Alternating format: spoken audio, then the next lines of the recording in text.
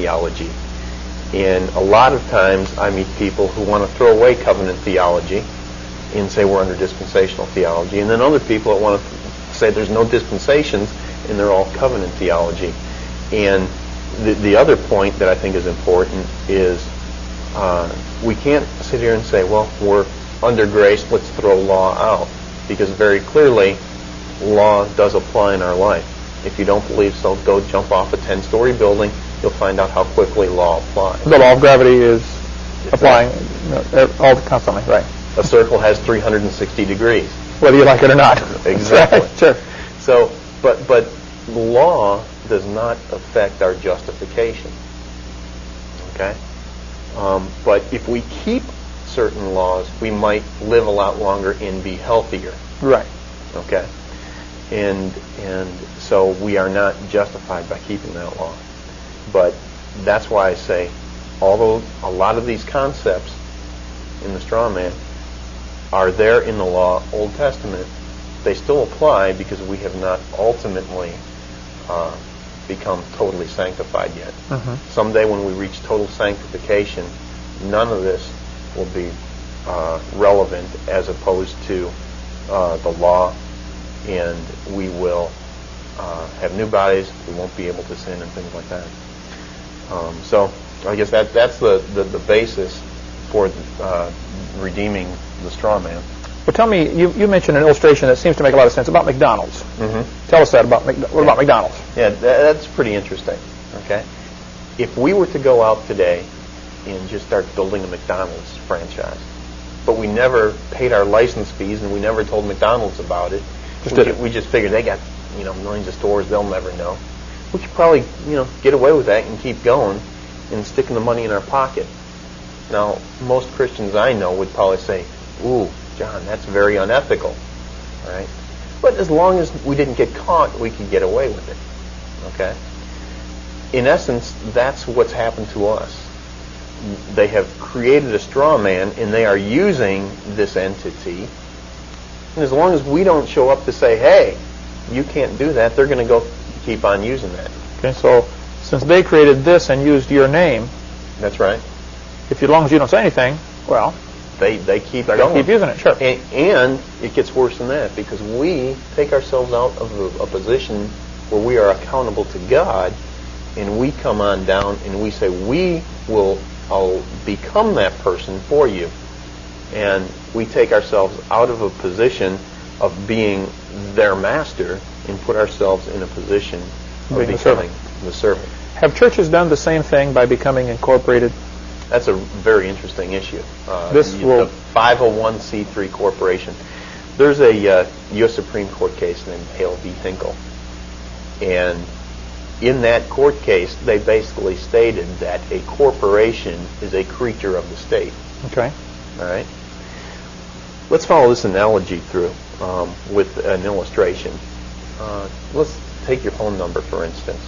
Okay. Who owns that phone number? Good question. I guess I have to pay every month for it, so the company owns it. So the phone company, basically. Yeah. If we stop meeting our contractual obligations, mainly paying our phone bill, they'll take it away and give it to somebody else. Exactly. Sure, right. And you'll see how long that phone number is yours. 30 days. All right? So the same thing with a corporation. A corporation is a creature of the state. Okay? You have to apply to the state. Okay? You fill out all these articles in the corporation, and it has to follow the guidelines that the state sets. All right? Once they get these articles in incorporation and you pay a fee to the state, they will stamp that thing in and you become a corporation.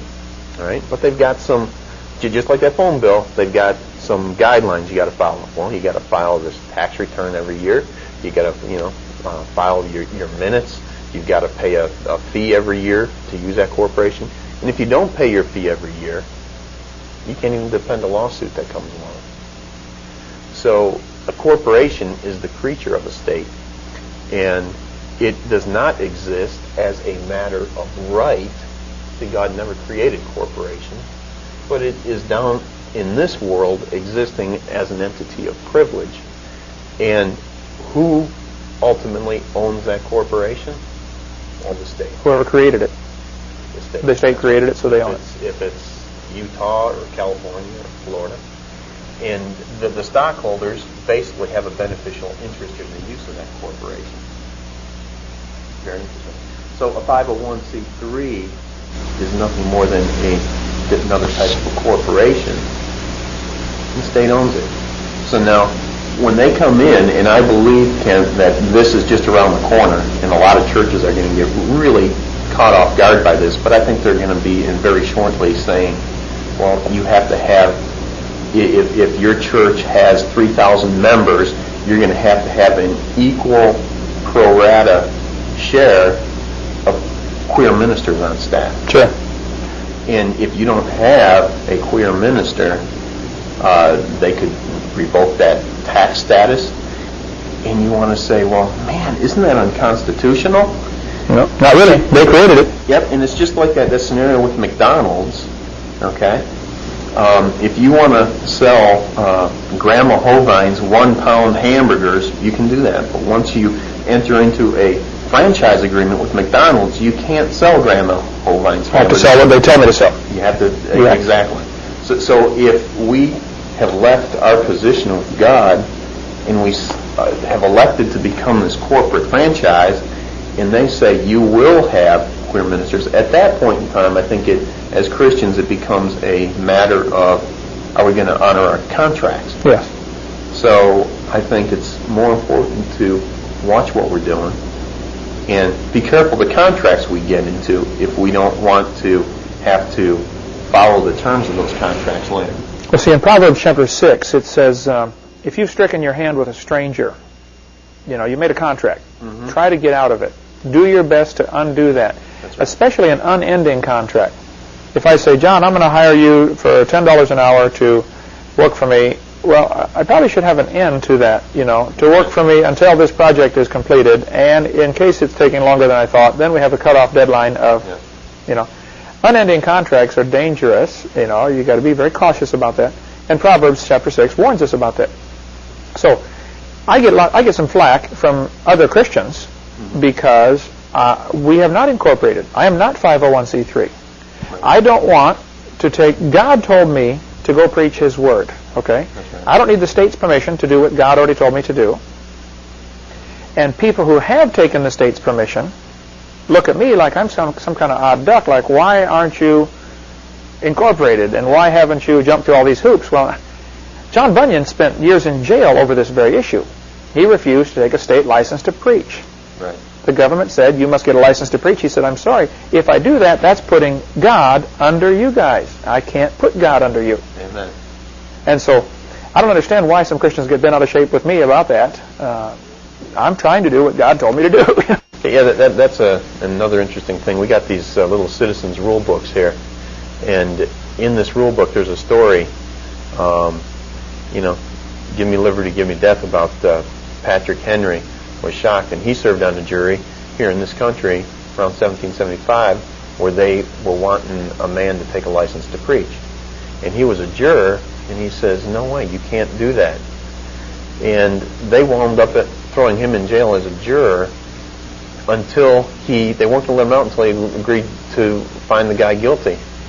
And he was willing to stay there in jail and lose his business. A lot of Christians might say, well, what kind of a testimony is that? He wound up in jail.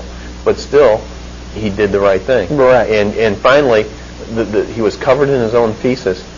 They finally let him out because he wouldn't find the guy guilty. I'm going to die here. He's not guilty.